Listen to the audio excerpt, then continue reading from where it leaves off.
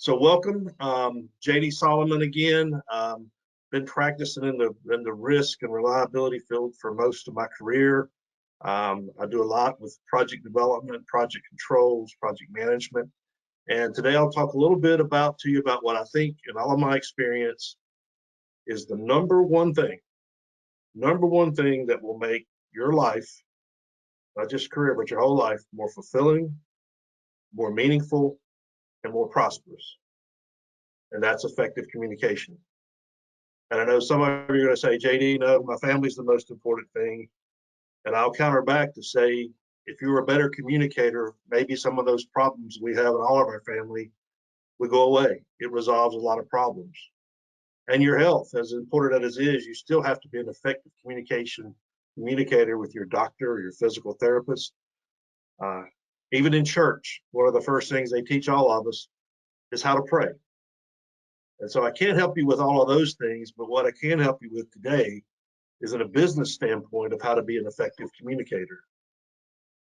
The root of this whole chain here comes about a decade ago when I was back on the technical circuit looking for a better way to do probabilistic analysis, a better way to do Monte Carlo simulations. That's where I met Steve Hunt here with Safran now.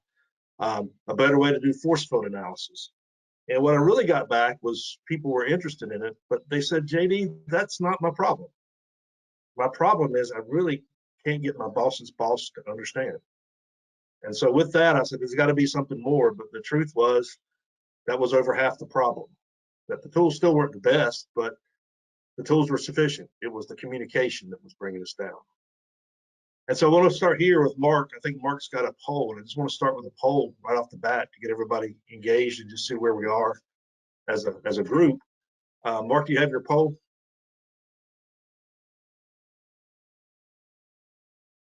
Here we come. I do. Yeah. Can you see it, JD? I can't see the poll itself. No, it's a little quirk of the platform we're using, but don't worry, I'll read it out to you. The audience can see it. So it says, JD asks, when did you last receive formal training on communicating with senior decision makers? Okay, people have picked it up. So so for the audience, you should be able to find a little button to click on. You can only select one of them. So the options are within the past 5 years, within the past decade, more than a decade ago, or never. Okay. So as soon as I see a good percentage, yeah, we're about there. Okay, you're very fast, the audience today, faster, even faster than Tuesdays. Okay, I'm going to close the poll. Is there any more? Couple more. Okay, I'm going to close the poll. I think most people are done. Now I can share the results. Oh, wow. Okay, well, we have a very, can you see the results? I don't think you can, JD. Why don't you read them to us? Yeah, okay. So, within the past 5 years, 19%, within the past decade, 16%, more than a decade ago, 13%, but the biggest category by far, never. And I must say, I put myself in that category even though I couldn't vote. But I wish I did have some training. And it's not surprising. And I think that's the gap I feel. And to segue into, to finish this slide, is the book is in its first edition. We're about to release a second edition this summer. So I would caveat, love to sell books, but I'm not here to sell books, and please don't buy it yet. There'll be a second edition coming in June. Save it time. But we'll have that coming out next. But this is a comprehensive tool. I do these 8-hour and 4-hour workshops, and this really is the summary of all that material. So that's where I've put it to have a book on it. And I want to move next to talk about how I really train and teach in this forum now. And I'm going to try to. Okay. 3 foundational principles that I want to go before I talk about the fishbone. The first, I'll say that I will tell you over and over, and Mark even alluded to this earlier. We as trusted advisors communicate differently than marketing or political people. Most of you may have had some kind of marketing or political training, but remember that training is for persuasion, how to get someone to quickly buy a car, or how to get someone to push a poll button to do it. You are there to persuade or manipulate. As a trusted advisor, the way we communicate is really to a decision maker who ultimately makes the decision. So it's a different type of communication that we do, a specialized piece. Second message I will tell you that crosses over everything I'll say today is the burden is on you, not on the decision maker. And I can't tell you as a practitioner how often I come back from a meeting and someone says, they're just stupid up top. Well, guess what? They got there. You work for them somehow. And so really, it is your duty as a sender, if you're going to be better and be effective, is to take that responsibility and not just blame the receiver. And then the last thing is have empathy for your decision maker. Your decision maker, that's what it's about. It's not about you. I know your mom and your dad are all proud of you and you're proud of your work you do, but the decision maker just needs to hear what's relative to the decision maker to allocate those resources. So those are three foundational principles that'll cut across everything I'll say. So about 3 years ago, I was looking at how to break this back into a half day workshop and more effectively than the way I have been instructed it. And what I came up with was this fishbone diagram. And for those in the risk community, you're probably very familiar with cause and effect diagrams, but I boiled it really down to these 7 things that makes your communication effective in the face of uncertainty and complexity. I share this checklist with you because I've produced the checklist. It'll be on my website soon. I've not put it up yet because it's part of another book I'll be doing later this year. But this would be, if you guys have an interest, please email me. You'll have my contact information and I can share this or share this with Mark. But I'll be glad to make this available, kind of a cheat sheet for the next time you do a big presentation to a decision maker. So let me get into it, and you'll see the fishbone up on the right. This is the first bone, if you will, and it's framing the problem. And a lot of times I literally use a picture frame and work with groups to say what is in my frame or what is out. Similar exercise you probably should be doing when you do any kind of model. But in this case, you can see the things I've just made up into the frame that are in, but things that are out. And one of the things we teach is make sure that you get this in writing and you go through this exercise, because what we've probably all found from experience is when decision makers, or especially political people, don't get what they want, what do? They change the frame. So nailing this down early of what's in and what's out is extremely important. Another piece of the frame we talk about, and I want to spend a little time with the frame here too, is what the blue line at the bottom says. You need to have the elevator definitions ready, the elevator speech, if you will. If you get asked, you may have 5 to 10 minutes in front of the decision maker. You don't have 3 minutes to explain what risk is. And you shoot your credibility when you do that. So really all the key terms, you need to know what are my quick 1-sentence definitions and have those ready on the tip of your tongue as part of the problem frame. The other part of that is we often solve the wrong problem because we don't have a common understanding of what we mean by risk or resilience or even a rare event. If project risks were in your bottles, but rare events were not, who defined what a rare event was, right? So those are very important things that are part of your problem. The second bone I talk about is illustrate. And these are your graphics and your visuals. It's the I in FINESSE. And there's 6.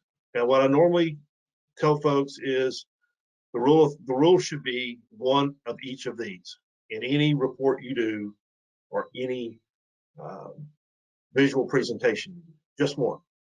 Now, in practice, you may need more than 1, but the fight should be, why do I put 2 of something in or 3 of something in?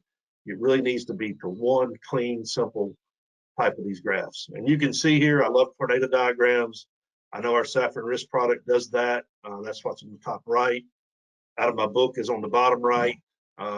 As I mentioned, if you use tools like that in the past, Steve and I did at one point in our lives. The other thing that I will move to is to say that use these graphics with caution. And it's a different matter when you're with your project teams. A lot of these 4 can be very effective as you talk through a technical matter. But when you get to the decision maker, you don't have 10 minutes to answer questions about why you drew a straight line versus a curved line. hardly anybody understands what a histogram is, and so you don't have 10 minutes to explain it. I've got some tips and tricks you can do from that, and I talk about those in the workshops and book, or email me. But you need to be very, very careful with these because they will suck your time in and derail away from your key messages. The other thing on your illustrations is be careful of the colors. When you go to your marketing department or your communications department, they're going to try to jazz it up and put a bunch of colors. This only creates noise. You are safe with blue and black. And I'll usually advise stay with blue and black unless you need a red, a yellow, or an orange to highlight something. But basically keep it clean and simple. Do not distract from your message. A third of the 7 bones is noise reduction. That's the N in finesse. And it comes down to these 3 things. And this is really the money slide for this, in the sense that most lay people are perceptual, the vocal, the audible, the taste, the touch, those kind of things. There's another class of people that most of us deal with in the project delivery world that are attorneys and more policy type people. They want things in words. They're confused by numbers. And then most of us are on the far right and think symbolically with figures and numbers and charts and those type of things. The point here is too much of either of these creates noise for the other group. And so as the sender of the communication, you've got to be cognizant of that and really seek to touch each of these 3 without overloading anybody, because the overload creates noise and takes away from your message. The 4th bone, one of the E's in finesse, is the empathy. And this is kind of a tough one because, the hard part about empathy is we're asking most of us as mid-level professional, as analysts, to put yourself in the position of the decision maker. And you've never been the decision maker. But you have to project yourself if you're to be effective and to really listen and to appreciate what your decision maker is going through. And so the thing that I'll say, and most of you deal with projects that are probably in the tens of millions or probably hundreds of millions even, when these decisions come back on the project control side of things and they get their budgets and their schedules, they feel like they're making your decision maker the biggest decisions of their lives. And it doesn't matter how simple it is to you or how routine it is, you've got to take on the issue and the communication at the level of the decision. You've got to figure out what that is.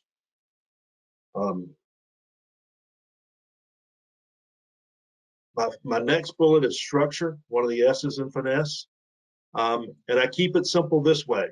The three act sequence, the 3-step structure, the opening, the main body, and the closing is the format you need to be in. Unfortunately, we spend a lot of time in the main body because that's what most of us do. We're technical professionals, we're risk professional, we're project controls professionals. We stay in that frame. But you need to really start working on your opening and your close and believe that your body will talk for itself. In fact, it's a downhill race. A lot of people say, I can't believe you say this, JD, but this is the world of business people. It's not cumulative communication like building to a point. They want to know what they need to know up front. If they can get it in 3 sentences, that's what they want. And you should be happy if they get it in 3 sentences and don't even let you get into the main body or closing. Go home, throw your feet up, crack open a beer and say, I did my job for the day. I only spoke for 5 minutes and didn't even have to answer a question. That's victory. But your structure has to be built that way. And you really need to get to your conclusions first, because that's how we do it in the business world. The first S that I'll talk about is synergy. And I think everybody's been through this before. This is not my daughter on the right, but a few years ago, probably 5 years ago, when she went to her wedding, I just remember that there were so many parts, so many interrelated parts that, like most brides, she felt like she was making the biggest decision of her life, and it was so interconnected, and it was just too much information for her to process by herself. And so she basically got her team of experts. Those were her girlfriends and the mamas, and they went around and they made decisions. And so the one thing that I will say as part of communication under complexity and uncertainty is anticipate that you've got to reach the group the inner circle, the same as the decision maker. Now, one person will always make the ultimate decision or have the greatest influence, but you're going to have to move through different gates and understand how the group effects really work to be effective. My last one, and it's a big one, is my ethics. And this is everything you wanted to know about ethics, probably in one slide. Three basic at the simplest level classifications of ethics. There's virtue ethics, and that's the thing in the spirit of Aristotle or Socrates or even the Apostle Paul. And this is everything's kind of either right or wrong, good or bad. You can read those. I think ultimately we all have one of each of these three legs in us, but don't take the virtue thing into the C-suite. That will get you fired to say to your boss, you were wrong and I'm right, or you were evil and I'm good. You've got to look for different ways. There's another school of thought about ethics, and ethics are really just the way we make decisions, right? Morals underscore it, but it's really the way we make decisions. Consequentialism is more ends justify the means, and what it really means is the end justifies whatever happens, so you really don't need to know the details. That's a very arrogant way to communicate, but you see this in politics, and this is not a knock on Obama, because we had Trump care and Obamacare in the US, but it really was, here's 2,000 pages of text. Universal care is okay, so don't read the text. And then you had another group, and by way of this example, that said, hey, just do away with that. It doesn't matter what we're putting in front of you. And that's really what consequentialism is. And it really is the way that I would say attorneys do a lot of, and politicians, because a lot of politicians are attorneys, but no harm, no foul. It is not the way we want to lean on in our communications as trusted advisors. It is not. Our way is deontological. And this was my one of my technical reviewers and soon to be co-author, Dan Valero. He went back, he teaches at Duke University and does a lot on ethics, but he went back and basically said that this is what we do. The golden rule matters. Treat others the way we want to be treated. And that's what us that are engineers are taught. We have duty-based ethics. We tell you everything, even if you don't need to know it, because it's your decision to make. And we want to make sure you can't say we pulled something back or not. Put it all out there. It's the same reason you see on TV that they give you all the reasons why you shouldn't take a certain medicine or not. And you go, I don't want to hear about diarrhea and long periods and constipation and erections that last 20 hours. I don't need that. But for the licensed physician, they want you to know everything so that you can make a good decision on what medicine to use. It's a duty-based approach, and that's typically what we'll use in the 7 fishbone type drawing. So those really quickly in a 30-minute presentation are the 7 bones. And I want to leave you with a couple other thoughts. I'll come back to these, but just to reiterate, here, these are the 7 bones. All of this in the face of complexity and uncertainty. I should have said that earlier, but these are not for just operational, tactical, day-to-day problems. We all make 10 or 20 decisions every day that don't take a lot of thought or complexity. But what we do in the project controls world, the project delivery world, is we deal with complexity and uncertainty. And so that's where this model of communication fits in. And that's really where the 7 bones, the communicating fishbone, really kicks in. Now, to give you a little background when we leave this, it's this point I want to make more than anything, probably the whole slideshow, other than the first 3 points, is when we did the graphic, and you saw my little fish earlier, we wanted to put a top fin and bottom fin on it because what's really important, I talked about this in this order, is what's the foundation? The first 3 things I talked about are your data and information. No matter what we do, it's got to be credible. It's got to be on a solid foundation. And that's why those 3, and one of the beauties of the FINESSE nomograph here, mnemonic, is basically that it really focuses on these 3 first. You have trusted advisors, we've got to get the data right first. The bottom fin is really all about the audience, isn't it? And so what we're doing is not like your marketing and your political communication training, which starts with the audience and tell them what they want to hear. We start with the data and the information, and we get that right first. we use our software, and we use our tools, and we use our training, and we get on a solid foundation. And then we go in and we pivot to the audience, and we worry about the audience second. And then finally, to make this really rich and right, and this is why ethics is in the middle. Ethics is the way we make decisions, and the way we make decisions under complexity and uncertainty is very much different than the way we make day-to-day decisions. So our world is this world. Now that was basically the Cliff Notes version of what could be in a 4 or 8 hour workshop or in a book. And I wanted to give Mark a good 20 or 25 minutes and then let you guys ask some questions. So Mark, it's all back to you. Hi there. I got a couple of questions. So first of all, to the audience, please, I should have said this more clearly earlier. In the questions box, just go ahead and write questions, whatever question you want. We've got a team of people who will figure out if it's a question for one of the presenters, and then they'll copy it to me and I can speak it out. And if it's a technical question, it'll go to, you know, like the go-to webinar consultant I mentioned before. But JD, we have got a couple of questions. The first one's a little bit cheeky, I think. But anyway, kind of relates to me because my boss did my job before me. Here's the question: my boss did my job once upon a time. Why does he not understand what I'm talking about? What do you say to that? Yeah, this is not as uncommon as you think it is, and I think what we assume is, and I'm in that boat, just because a person did your exact job, that they get elevated and 10 or 15 years later, they're 2 levels above you and they should remember everything you did. And it's actually in the second edition, I have a whole chapter on for the boss's boss trying to help his staff. But we as the mid-level managers need to realize the boss may have not have done your exact job. That you may be a leader, that person may have been a maintainer in what their focus was. They may have used really basic tools or no tools at all, and you're using higher power tools. So I like to tell people, don't assume just because they did the job previously that they know, and you need to go through the same approach, even if your boss's boss did your exact same job. Okay. All right. I've got one more question come through, and I have empathy with this person because I love a good scatter plot diagram. But his question is, why do you recommend not showing scatter plots or histograms to decision makers?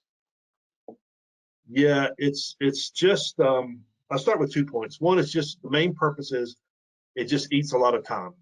You've got a best fit line, and ultimately somebody wants to talk about why you left the point in or point out or debate an outlier, and then you've got to take an outlier out before you show it to them, and now you're not showing them all the data.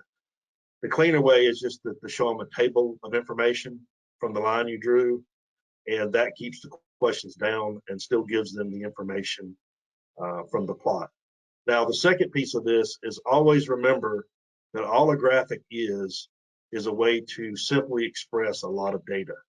And one of the common mistakes I see is people want to use a graph for everything because Excel will make one. If you don't have a lot of data, use a table. Just use a table. It's a more straightforward, simple approach, and it's more understandable. Okay. Yeah. I'm just going to share a personal reflection of mine, JD, if that's okay, and see how you respond. I do talk to a lot of risk professionals, and I would, hopefully I'm not offending here, but I would say if you had to kind of classify them, they're data orientated, they're kind of data engineers, data scientists, you know, they think data. And to your point, we actually have to kind of communicate. There's a presenter who I know what they're going to say later on because she presented on Tuesday, and she was talking about finding ways to understand what's really on the mind of the person you're trying to communicate to, such that you could present. Do you have any kind of tips? Or do you concur with that idea? And do you have any kind of recommendation? Where I'm particularly coming from is, you know, I think your messages are fine, but they speak to an audience that typically this reaching out and speaking is not their strong point. So how do you give them a leg up? Well, first of all, you're not going to beat anybody into submission with data, right? Okay. You've got to win their hearts and their minds first, and they've got to have confidence in you as their trusted advisor. So you're not going to win the day purely with data. That's why when we do our messaging as the communicator, as the sender, as the trusted advisor, we need to be in the mode of present a little bit of information and then let them ask for more if they want more. There's no reason we have to dump everything on them at one time. Have a good structured approach and then let them ask for the data. All right. So I'm saying have the data there. I'm just saying you don't have to just pour it down their throats. The other thing that we talk about, because this is synergy and group effects, is you've got to find a way as a communicator to understand the inner circle, both the boss's boss and the inner circle. And that's a couple different, it's hard to do. It's incredibly hard sometimes, but you've got to do it to be effective. And in most cases, if you get to know the boss's needs or the inner circle, the decisions are made before you even do your presentation. So that's the key to it, because these are complex decisions and you need to get the information in so you're not surprising anybody when you walk into the room to present your report. Yeah. Okay. JD, I'd love to talk to you more, but we're out of time. So I'm going to say a big thank you from me, JD.